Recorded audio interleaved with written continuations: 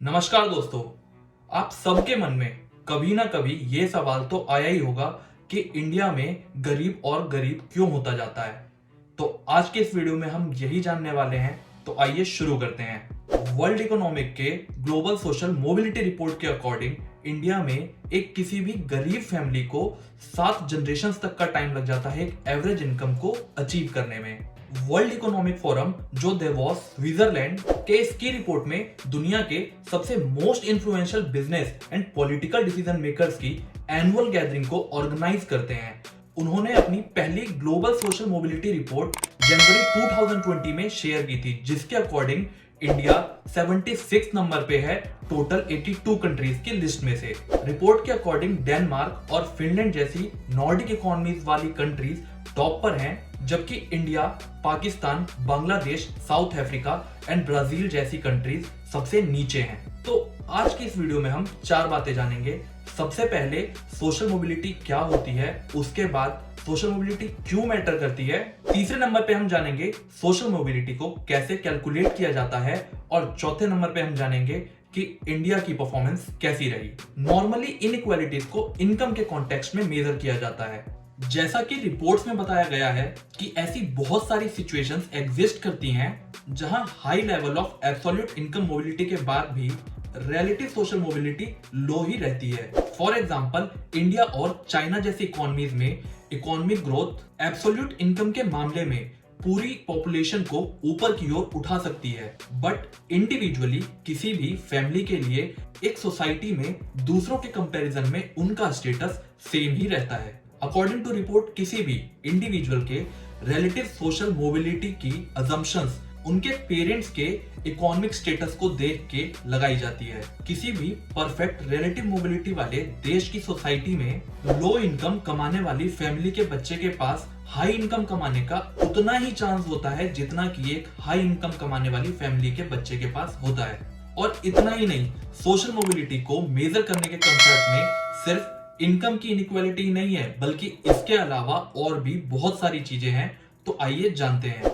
जैसे कि intra generational mobility, इस क्लास में उस टाइप के लोग आते हैं जिनमें अपनी लाइफ टाइम में सोशियो इकोनॉमिक क्लासेस में चेंज लाने की एबिलिटी होती है।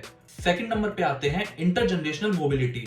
इस क्लास में उस टाइप के लोग आते हैं जिन्हें अपना सोशियो इकोनॉमिक क्लास चेंज करने में एक या एक से ज्यादा जनरेशन के चेंज होने का टाइम लगता है।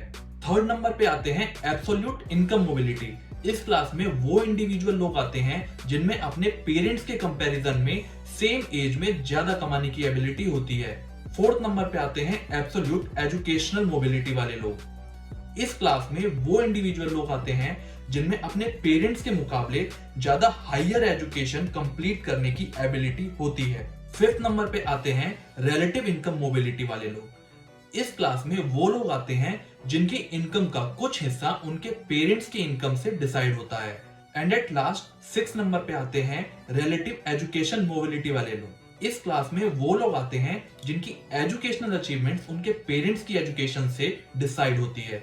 तो अब बात करते हैं कि सोशल मोबिलिटी मैटर ही क्यों करती है। रिसर्च से पता चला है कि 1990 के बाद से ही हायर इनकम वाली कंट्रीज में इनकम डिस्ट्रीब्यूशन के बॉटम एंड टॉप दोनों ही एंड्स पर स्टे लगा हुआ है। एक ऐसा इंसिडेंट जिसे social mobility experts sticky floor and sticky ceiling के नाम से डिस्क्राइब करते हैं।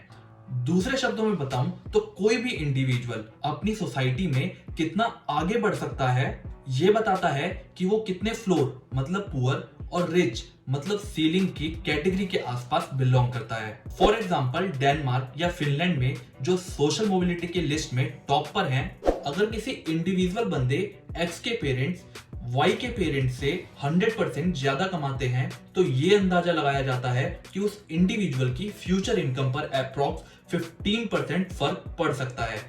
लेकिन अमेरिका में ये इफेक्ट अप्रॉक्स 50% है और चाइना में ये इफेक्ट और भी ज्यादा है, मे बी अप्रॉक्स 60% के करीब। तो ऐसे में सोशल मोबिलिटी लेवल हमारी हेल्प दोनों स्पीड को समझने में कर सकता है कि एक बॉटम क्लास वाले इंसान को एक टॉप क्लास वाले इंसान का लेवल मैच करने में कितना टाइम लगता है, और इंटेंसिटी मतलब उस इंसान को दिए गए टाइम के अंदर कितने स्टेप्स को चढ़ने की जरूरत पड़ती है सोशल मोबिलिटी के टॉप तक पहुंचने में।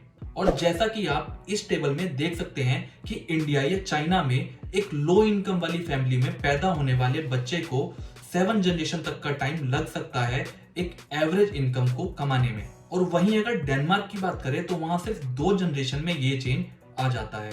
रिसर्च से ये भी पता चलता है कि हाई रिलेटिव सोशल मोबिलिटी वाली कंट्रीज जैसे फिनलैंड, नॉर्वे या डेनमार्क इनकम इनइक्वालिटीज के लो लेवल को शो करती है, और इसके एकदम अपोजिट लो सोशल मोबिलिटी वाले देश जैसे कि India, south Africa and Brazil income inequality के हाई लेवल को शो करते हैं। एंड दैट्स द रीजन ये इंडिया में सोशल मोबिलिटी के लेवल को इंक्रीज करने के लिए मैटर करता है। तो अब हम जानेंगे कि सोशल मोबिलिटी को कैलकुलेट कैसे किया जाता है।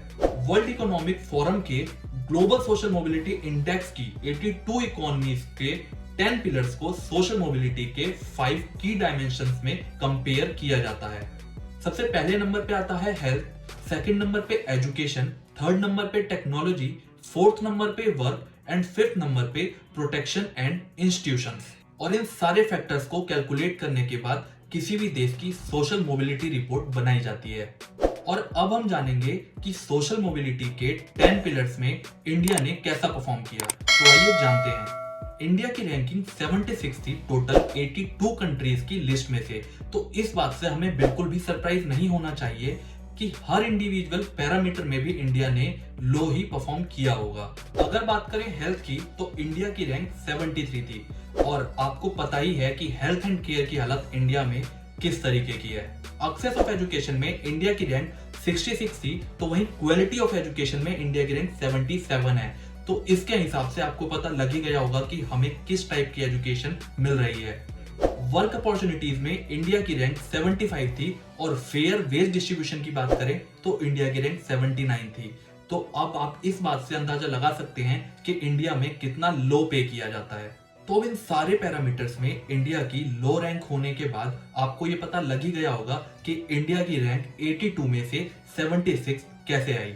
और अगर आप ये पूछें कि सोशल मोबिलिटी में इंडिया की रैंक इतने नीचे होने का मेन रीजन कौन है, तो इसका रीजन इंडिया की गंदी पॉलिटिक्स है। क्योंकि हमारे देश में देश को अच्छा बनाने की जगह अपनी पार्टी और अपनी पॉलिसीज को अच्छा बनाने के लिए काम किया जाता है। और जब तक government of India low income वाली फैमिली के बच्चों को अच्छी एजुकेशन और उसके साथ में अच्छी वर्क प्रोफाइल देने का कोई नया ऑप्शन नहीं ढूंढ लाती, तब तक हमारे सोशल मोबिलिटी के रेट में सुधार आने के 0% चांसेस है। तो उम्मीद है दोस्तों वीडियो में दी गई इन्फॉर्मेशन आपको पसंद आई होगी। तो वीडियो को अपने जानने वालों के साथ शेयर करें, वीडियो को लाइक करके अप्रिशिएट करें, कमेंट करके फीडबैक दें, और चैनल को सब्सक्राइब करके बेल आइकन दबाना ना भूलें। जय हिंद, जय भारत।